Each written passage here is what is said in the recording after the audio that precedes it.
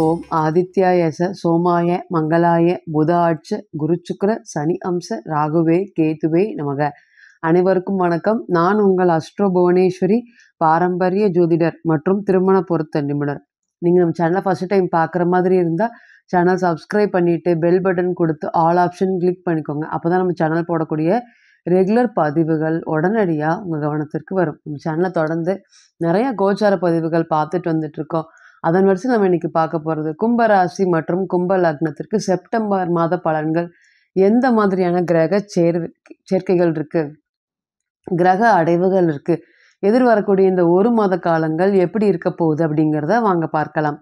கும்பராசி மற்றும் கும்ப லக்னத்தை பொறுத்தவரையும் ராசியிலே சனீஸ்வர பகவான் வக்ரம் அடைஞ்சிருக்காரு.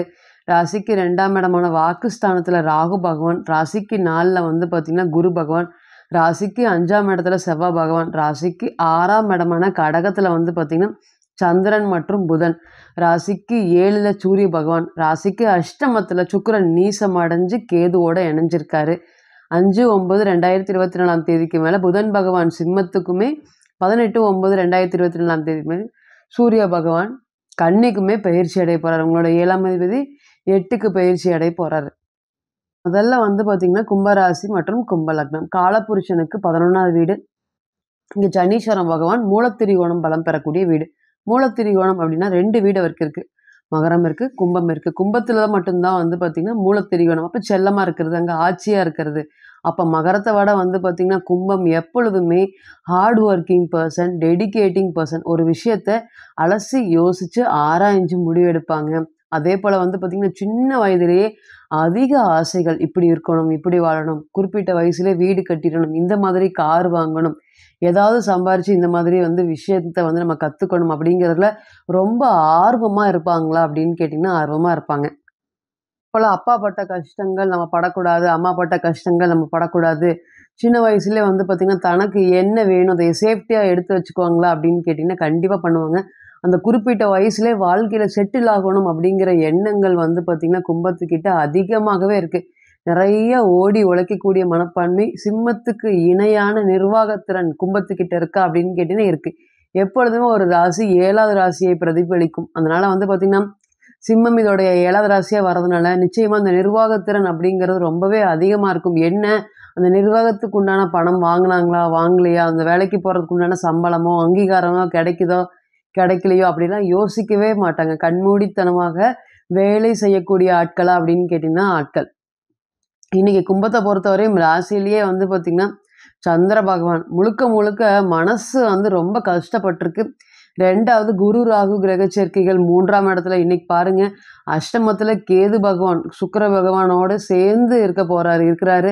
இன்றைக்கி வந்து பார்த்திங்கன்னா இருக்கிறதுலே 9ஆம் அதிபதி 8க்கு போகிறது அவ்வளோக்கா நல்லதா அப்படின்னு கேட்டிங்கன்னா நல்லது இல்லை. பணம் பணம் பணம் பிரச்சனைகள் தலை விரிச்சு ஆடுதா அப்படின்னு கேட்டிங்கன்னா கும்பத்தை பொறுத்தவரையும் பணம் வந்து கையிலேயே நிற்க முடியாத ஒரு சூழ்நிலையை கொடுக்குதா அப்படின்னு கேட்டிங்கன்னா கொடுக்குது.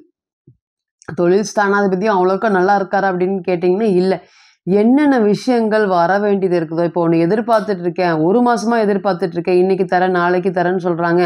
திருப்பி நீங்கள் அவங்களுக்கு கேட்கும்போதோ இல்லை மெசேஜ் போடும்போதோ வந்து கொஞ்சம் நான் கூப்பிட்றேன் அப்படிங்கிற மாதிரி எந்த ஒரு விஷயமுமே தடை ஏற்படுதா அப்படின்னு கேட்டிங்கன்னா கண்டிப்பாக ஏற்படுது. 2வது கேது எந்த இடத்துல உட்காந்தாலுமே இன்றைக்கி அஷ்டமஸ்தானத்தில் உட்காந்து கடனை மென்மேலும் பெருசாக்குறாரா அப்படின்னு கேட்டிங்கன்னா ஆக்குறாரு. யார் கூட வந்து பார்த்திங்கன்னா தலை மதித்து வாழணும் அல்லது வந்து பார்த்திங்கன்னா இவங்கக்கிட்ட தலை குனிஞ்சு வாழக்கூடாது அப்படின்னு நினைக்கக்கூடிய நபர்கள் அனைவருக்குமே இந்த நேரம் வந்து பார்த்திங்கன்னா அவங்க முன்னாடி கை கட்டி நிற்கிறது, ஒரு பணத்துக்காக வந்து பார்த்திங்கன்னா கை கட்டி நிற்க வேண்டிய சூழல். பொருளாதாரத்தில் வந்து பார்த்திங்கன்னா நிறைய இறக்கங்களை சந்திக்கக்கூடியது.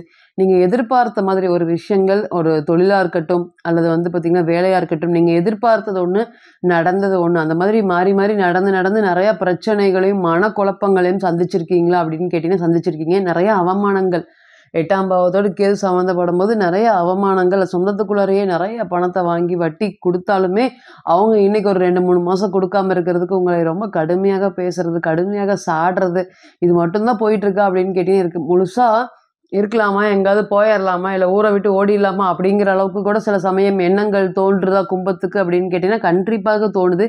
இன்றைக்கி சந்திரன் மேலே சனி இருக்கிறனால மன அழுத்தங்கள், கடுமையான மன அழுத்தங்களாக இருக்குது. இதுக்கு முன்னாடி இருந்ததை விட 100 மடங்கு. ஏன்னா இன்றைக்கி இப்போ வக்ரம். அப்போ கிடைக்காத ஒன்றை வந்து பார்த்திங்கன்னா ஏங்கிட்டே இருக்கும். அப்போ நிச்சயமா வந்து பார்த்தீங்கன்னா, மனசு ரொம்ப கஷ்டப்பட்டுட்டு, காயப்பட்டுட்டு இருக்கா அப்படின்னு கேட்டீங்கன்னா, கண்டிப்பா காயப்பட்டுட்டு இருக்கு. ஒவ்வொரு நாளும் நீங்க வந்து பார்த்தீங்கன்னா, வேலை சம்மந்தப்பட்ட விஷயங்களும், தொழில் சம்மந்தப்பட்ட விஷயங்களும், வருமானம் சம்மந்தப்பட்ட விஷயத்துல நெனச்சு நெனச்சு எண்ணி ஏங்கிட்டு இருக்கீங்க. இது எல்லாமே நீங்க கடந்து வந்த பாதைகள். இனி எப்படி இருக்க போகுது? முதல்ல வந்து பார்த்தீங்கன்னா, ஒரு நல்ல ஒரு தரமான யோகம் என்ன அப்படின்னு கேட்டீங்கன்னா, புதன் பகவான் 7ஆம் இடத்துக்கு வந்து ராசிய பார்க்கறதுனால, ஒரு நல்ல ஒரு மதிப்பு, மரியாதை கிடைக்குமா அப்படின்னு கேட்டீங்கன்னா கிடைக்கும். என்னதான் சூரியன் அஷ்டமஸ்தானத்துக்கு போனாலும், சூரியனும், புதனும் பரிவர்த்தனை ஆகி, மறுபடியும் சூரியன் வந்து பார்த்தீங்கன்னா, ராசிய பார்க்குறாரு. அப்ப இது என்ன குடுக்கும் அப்படின்னு கேட்டீங்கன்னா, இழந்த தைரியத்தை மீட்டு எடுத்து குடுக்கக்கூடிய காலமா இருக்கும். இது பொதுவாவே இந்த 7 சனி காலத்துல சொந்தக்காரங்க, உறவு நபர்கள் எல்லாருமே நம்மள விட்டு போயிடுவாங்க. நம்ம யாரு வேணும் அப்படின்னு நெனைக்கிறோமோ, அவங்க எல்லாருமே நம்மள விட்டு விலகி, அதுவுமே வந்து நம்ம பண்ணாத தப்புக்கு நம்மள விட்டு விலகுறது, அல்லது வந்து பார்த்தீங்கன்னா, ஏதாவது ஒரு பழிய நம்ம மேல போட்டு விலகுறது, இந்த மாதிரி நடக்குமா அப்படின்னு கேட்டீங்கன்னா, கண்டிப்பாக நடக்கும். இன்னைக்கு பரிவர்த்தனை ஆயும் சூரியன் மறுபடியும் ராசிய பார்க்கறதுனால, உங்களுடைய அப்பாவோடைய ஆதரவு, யாருடைய ஆதரவுமே எனக்கு இல்ல. பொருளாதாரத்துல நெறைய இறக்கங்கள சந்திச்சதுனால, எங்க வீட்ல யாரும் பேசவே மாட்டேங்கிறாங்க. இந்த நேரம் அப்பாவோடைய ஆதரவும், அனுசரணையும் கிடைச்சு, அதன் மூலியமாக வாழ்க்கையில ஒரு அடுத்த படி எடுத்து வைக்கிறதுக்கு ஒரு நல்ல நேரமாக இருக்குமா அப்படின்னு கேட்டீங்கன்னா, கண்டிப்பா இருக்கும். கும்பத்த பொறுத்தவரையும் கடினமான உழைப்பாளி சொல்ல தேவையில்லை. இன்னைக்கு சூரியனும் சேர்ந்து பார்க்கறதுனால, முதல்ல வந்து பார்த்தீங்கன்னா, தைரியம். சுத்தமா தைரியம் இல்லையா அப்படின்னு கேட்டீங்கன்னா, இல்ல. ராசிநாதனா இருந்தாலும் சரி, அழுத்தத்த குடுக்கறதுல தவிர, அவர தவிர வேற எந்த கிரகமும் குடுக்க முடியாது. அந்த அளவுக்கு சனீஸ்வரனால பெறக்கூடிய கர்மாவை நீங்க ஆல்ரெடி முக்காவாசி வந்து பார்த்தீங்கன்னா கழிச்சிட்டீங்க. இனி வரக்கூடிய காலங்கள் சூரியன் ராசிய பார்க்கறதுனால, உங்களுடைய அப்பாவோடைய ஆதரவும், 2வது 7ஆம் இடம் பலம் பெறுவதனால, நான் ஏற்கனவே ஒரு தொழில் பண்ணிட்டு இருக்கேன். மனைவி தொழில் பண்ணிட்டு இருக்காங்க. என்னோட தொழில்ல போதுமான அளவுக்கு சக்சஸ் இல்ல. இருந்தாலும் மனைவி கூட சேர்ந்து நான் கூட்டு தொழில் பண்ணலான்ட்டு இருக்கேன். அது சம்மந்தப்பட்ட முயற்சிகள் எடுக்கலான்ட்டு இருக்கேன். இல்ல அவங்களுடைய பிசினஸுக்கே நான் ஜாயின் பண்ணிக்கலான்ட்டு இருக்கேன். இல்ல, எனக்கு எதுவுமே வந்து பொருளாதாரத்துல சம்பாதிக்க முடியாத சூழ்நிலையில இருக்கேன். அவங்களுடைய ஆதரவு எனக்கு கிடைக்குமா? அவங்க வந்து பார்த்தீங்கன்னா, எந்த ஒரு பழி சொல்லும் சொல்லாம என்னுடைய பொருளாதாரத்தை எனக்காக ஏத்துக்குவாங்களா? இந்த மாதிரியான கேள்விகளுக்கு நிச்சயமா வந்து பார்த்தீங்கன்னா, ஒரு நல்ல ஒரு யோகத்தை ஏற்படுத்தி கொடுக்கக்கூடிய அமைப்புல தான் சூரிய பகவான் இருக்காரு. 2வது ஒரு நல்ல என்ன யோகம் அப்படின்னு கேட்டீங்கன்னா, செவ்வாய் பகவான் வந்து பார்த்தீங்கன்னா, கன்னிய பார்வை செய்றது. அப்ப இது சொத்து யோகம், மன யோகத்த குடிக்கும். ஏற்கனவே நெறைய வாழ்க்கையில இழந்துட்டேன். சொத்தெல்லாம் வந்து பார்த்தீங்கன்னா, தொழில் சார்ந்த விஷயத்துல நான் சொத்த அதிகமா இழந்துட்டேன். அந்த சொத்த நான் மீட்க முடியல. இருப்பினும் நான் வாடகை வீட்ல வசிக்கக்கூடிய சூழ்நிலையில இருக்கேன். என்னால வந்து பார்த்தீங்கன்னா, வாடகை வீட்லயும் ரொம்ப வருட காலங்கள் காலம் தள்ள முடியல. சும்மா நெறைய வாட்டி வந்து பார்த்தீங்கன்னா, 6 மாசத்துக்கு ஒருக்கா, 8 மாசத்துக்கு ஒருக்கா கூட இருக்கக்கூடிய நபர்களாலேயே வந்து என்னால அந்த இடத்துல வந்து பார்த்தீங்கன்னா, வாடகைக்கு இருக்க முடியல. அந்த அளவுக்கு பேச்சு என்னால அவசொல்லலாம் என்னால தாங்க முடியல. இருந்தாலும் எனக்காக ஒரு வீடு என்னதான் 7 சனி நடந்தாலும், மன அழுத்தம் குடுத்தாலுமே வந்து பார்த்தீங்கன்னா, வீடு சம்மந்தப்பட்ட முயற்சிகள்லாம் மேற்கொள்வீங்களா? அப்படின்னு கேட்டீங்கன்னா, கண்டிப்பாக மேற்கொள்வீங்க. ஏதாவது வழியில ஒரு ஆதாயம் கிடைச்சிராதா? ஒரு லோன் போட்டியாவது ஒரு இடத்தையோ, ஒரு வீட்டையோ வாங்க முடியாதா? அப்படின்னு நீங்க போராடுவீங்களா? அப்படின்னு கேட்டீங்கன்னா, போராடுவீங்க. நிச்சயம் அந்த போராட்டத்துக்கு உண்டான சக்சஸ் கிடைக்குமா? அப்படின்னு கேட்டீங்கன்னா, கிடைக்கும்.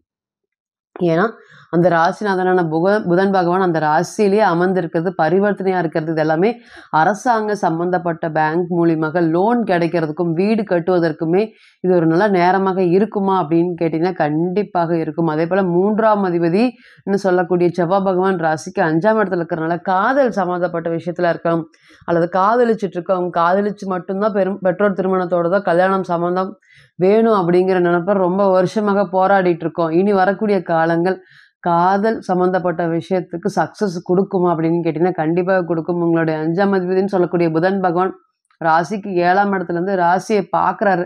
அப்ப இத்தன நாளா ஒத்துக்காம இருந்த அப்பா, அம்மா இனி ஒத்துக்கக்கூடிய கோச்சாரத்துல ஒத்துக்கக்கூடிய காலம் வந்துருச்சா அப்படின்னு கேட்டீங்கன்னா, கண்டிப்பா வந்திருக்கு. குரு பகவானும் சரி 2ஆம் அதிபதியாயி அவரும் 4ஆம் இடத்துல இருக்கிறதுனால, பெற்றோர் சம்மதத்தோடு கல்யாணம் நடக்கிறதுக்கு வாய்ப்பு இருக்கா? அப்படின்னு கேட்டீங்கன்னா, வாய்ப்பு இருக்கு. 9ஆம் அதிபதி 8ஆம் இடத்துக்கு போய் நீசமாகறனால, பொருளாதாரம் சம்மந்தப்பட்ட விஷயத்துல நீங்க கேட்கிற இடத்துல கடன் கிடைக்கும். அந்த கடனுடைய மதிப்பு அல்லது வட்டி விகிதம் வந்து பார்த்தீங்கன்னா, அதிகமா ஆகறதுக்கு வாய்ப்பு இருக்கு. ஸோ, 1 வாட்டிக்கு 2 வாட்டி கடன் கிடைக்குதுன்னு வாங்காம, யோசிச்சு கடன் வாங்குறது பெஸ்ட்டா? அப்படின்னு கேட்டீங்கன்னா, கண்டிப்பாக பெஸ்ட்டு. இப்ப நீங்க கேட்டு வந்துட்டு இருந்த அனைத்துமே கோச்சார பலன்கள் தான். 40லிருந்து 60% மட்டுமே பொருந்தும். தனிப்பட்ட ஜாதகத்த நம்ம எடுத்து தசாபுத்தி நடப்பு அந்தரம் கணிக்கும்போது, கிரகம் பெற்ற பலம், பலவீனம் அடிப்படையில பலன்கள் கூடவோ, குறையவோ செய்யும். அப்படிங்கிறதுல ஒருபோதும் மாற்றம் இல்லைங்க. தனிப்பட்ட ஜாதகத்தை நீங்கள் ஆலோசனை பண்ண விருப்பப்பட்டால் கீழே இருக்கக்கூடிய இந்த நம்பருக்கு கான்டாக்ட் பண்ணுங்கள். நான் வணங்கக்கூடிய நரசிம்மர் உங்கள் எல்லோருக்குமே நல்ல வளமான வாழ்க்கையை ஏற்படுத்தி தர நான் நிச்சயமாக பிரார்த்தனை பண்ணிக்கிறேன்.